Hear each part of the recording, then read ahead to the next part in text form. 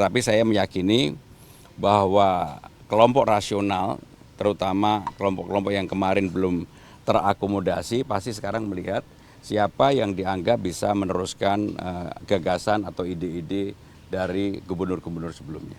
Ya. Kan tema debatnya berkaitan juga soal ekonomi. Mas Pram ini salah satu yang paling rajin belusukan, dialog sama masyarakat. Kira-kira apa yang hasil dari belanja masalah itu yang nanti akan dilaksanakan sebagai program kerja Mas Pram? Ya, yang pertama terutama adalah APBD kita kan sangat bergantung pada hal yang sudah sangat konvensional, yaitu dari pajak, restribusi, kemudian dari dividen. Maka saya akan menawarkan hal-hal baru yang berulang kali saya sampaikan dengan Jakarta Funding, dan saya sudah mempelajari di Undang-Undang Nomor 1 Tahun 2022 ternyata memang ada payungnya untuk itu, sehingga dengan demikian secara hukum tidak ada masalah.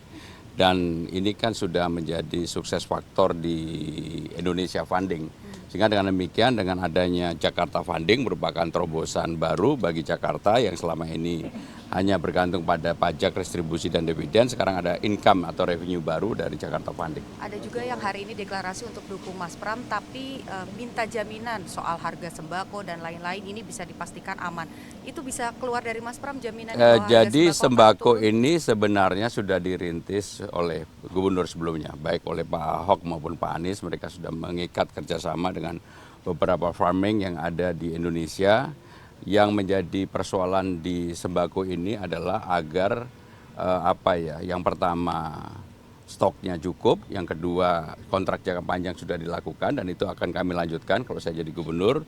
Dengan demikian maka akan terjaga harganya, apalagi pemerintah daerah melalui Pasar Jaya, kemudian juga melalui farming food yang di Cibinang Raya bisa melakukan intervensi apabila harga itu mengalami kenaikan. Sehingga saya meyakini selama tidak ada sesuatu gejolak yang luar biasa, kondisinya tetap seperti ini, maka harga sembako pasti akan bisa dikontrol. Mas, untuk memperkecil gap kesenjangan antara ekonomi yang tinggi dan juga yang rendah, apakah Jakarta Fund ini juga bisa menjadi jawabannya atau apa nanti ada program? Jadi yang pertama saya akan menyelesaikan persoalan-persoalan yang ada di bawah.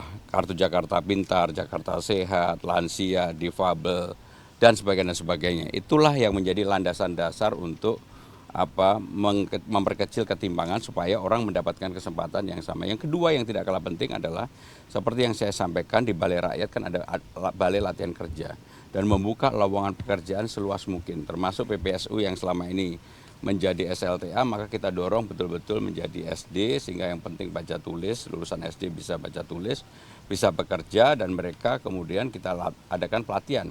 Dan yang namanya Balai Latihan Kerja itu bukan hanya sekedar melatih orang untuk belajar mengelas, yang bayangannya begitu, bukan, termasuk untuk menjadi konten kreator, menjadi apapun yang sesuai dengan perkembangan sekarang ini, termasuk ekonomi digital. Sehingga dengan demikian itu kita lakukan sertifikasi dan itu menjadi yang bisa bukan hanya bekerja di Indonesia, mempunyai kesempatan juga untuk bekerja di luar negeri. Tapi nanti visi misi kan juga menyertakan aspek pendidikan ya Pak, untuk pembangunan manusianya itu nanti akan dijabarkan dalam bentuk seperti apa? Jadi untuk pendidikan seperti yang sudah kami sampaikan, pendidikan gratis untuk negeri dan swasta. Dan untuk pendidikan gratis negeri dan swasta itu tidak menghilangkan KJP, itu yang paling penting. Dan juga KJMU, Kartu Jakarta Mahasiswa Unggul, yang sekarang ini yang menerima kurang lebih 15.000 orang, ini sebenarnya menjadi kunci bagaimana rantai kemiskinan atau kekurangan di masyarakat bawah ini bisa diperbaiki kalau kemudian anak-anaknya bisa sekolah sampai dengan perguruan tinggi dan kemudian kalau mereka mengikuti pelatihan yang diadakan di balai kelurahan dan kemudian juga mereka bisa bekerja lebih baik, saya yakin ini akan memotong dan meningkatkan masyarakat yang ada di bawah selama ini. Pak, di podcastnya bersama Putri Tanjung, Pak Pram bilang masih banyak tempat menyedihkan dekat-dekat istana Pak ya. Nah ini ya saya melihat sendiri di Tanah Tinggi, di Tambora, Tanah Abang, Cideng dan berbagai tempat yang betul-betul menyedihkan. Saya melihat sendiri ada satu rumah namanya Bu Suni yang kebetulan saya lihat sendiri, saya berdialog langsung dengan beliaunya. Di rumah itu ada 12 orang yang tinggal, tempat tidurnya hanya ada 2. Kemudian mereka bersih bergantian sehari 3 kali, pagi, sore, dan malam. Nah, persoalan-persoalan seperti itulah yang kemudian terus terang membuat saya bersemangat sekali untuk mudah-mudahan insya Allah saya terpilih, saya ingin menyelesaikan persoalan itu yang lebih utama. Bukan kemudian menyelesaikan yang tinggi-tinggi lah. Menurut saya itu lebih urgent, lebih utama dibandingkan dengan hal-hal Mas, lain. debat yang sekarang ini, debat yang kedua, kira-kira seseru apa? Apa yang nanti akan disajikan Mas Pram dan juga diharapkan dari lawan-lawannya? Apakah akan saling serang supaya seru? Saya terus terang pengen diserang. Jadi saya kalau diserang dengan gembira hati karena ya urusan data dan sebagainya kalau ditanya mungkin karena 10 tahun saya mengerjakan ini jadi saya mungkin lebih siap untuk itu. Saya malah pengen diserang untuk itu, termasuk berbagai aspek yang mungkin di luar dugaan saya, yang mungkin juga saya nggak tahu, nggak apa-apa juga kan gitu. Karena beberapa pihak merasa debat pertama kemarin ini nggak greget dibandingkan pilkada sebelumnya, kemudian juga temanya ini terlalu meluas kemana-mana gitu, mungkin ada harapan untuk pelaksanaan. Yang jelas kalau saya pribadi mau seru atau nggak seru ukurannya bukan di situ, tetapi saya lebih pengen bahwa debat tetap harus riang gembira, berbeda juga nggak apa-apa, nggak perlu kemudian seperti yang periode yang lalu ada polarisasi. Bagi saya biasa-biasa aja. Saya jujur ya, dalam debat ini saya tidak mempersiapkan terlalu berlebihan karena saya merasa bahwa lawan debat saya ini diri saya sendiri. Benar-benar diri saya sendiri. Karena lebih pede karena hasil survei juga mulai nyalip ya Mas ya? Ya apapun kalau survei itu saya hanya bilang alhamdulillah. Kan teman-teman banyak yang mengikuti saya mungkin di awal tanggal 28 Agustus ketika mendaftar nggak banyak orang tahu. Tapi kan saya memang biasa bekerja keras. Bahkan untuk berbagai hal saya memang bekerja keras dulu itu. Jadi akan unggul juga di debat seperti hasil surveinya? Bismillah. Bismillah. Oke. Pak, kalau soal undecided votersnya nih Pak, ini kan masih tinggi, biasa hasil debat ini kan ada tren penurunan. Ya ini kan sudah menjadi debat yang kedua dan coblosan kurang 1 bulan penuh. Karena 27 November akan coblosan.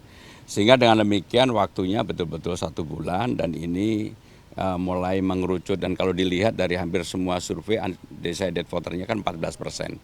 Dan kalau dilihat secara proporsional memang ini bisa naik bisa turun. Tetapi saya meyakini bahwa kelompok rasional terutama kelompok-kelompok yang kemarin belum terakomodasi pasti sekarang melihat siapa yang dianggap bisa meneruskan gagasan atau ide-ide dari gubernur-gubernur sebelumnya. Ya. Jadi gimana Bang hari ini debatnya? Jadi hari ini menurut saya debatnya berjalan dengan baik. Hanya memang kita berharap agar dalam debat termasuk para pendukungnya juga harus riang gembira. Jangan kemudian melakukan hal-hal yang kemudian yang tidak politik riang gembira karena bagaimanapun kita dilihat sebagai contoh politik di nasional. Sehingga demikian saya mengapresiasi bahwa debat hari ini berjalan dengan baik. Ya. Tadi kayaknya sudah mulai lebih seru ya di debat kedua ini, sudah mulai serang substansi dan sebagainya. Pak Prabowo sendiri melihatnya seperti apa? Ya saya melihat bagian dari perbedaan cara memandang sesuatu nggak apa-apa. Saya sendiri kan pengen diserang, tapi nggak diserang, malah Bang Dul yang diserang. Sehingga dengan demikian ya saya nunggu. Makanya saya tadi lulus Bang Dul, Pak sabar Bang Dul kan gitu. Asik saya diserang, Kamil asik. Padahal apa yang diserang dia tahu soal Banten. Tapi ngapain mesti bahas soal Banten kan? Kita pilkada DKI kok ngapain mesti bahas Banten. Nah tapi artinya itulah perdebatan nih seperti itu. Tapi udah kelar ya. Kita di belakang udah beres tadi. Ya.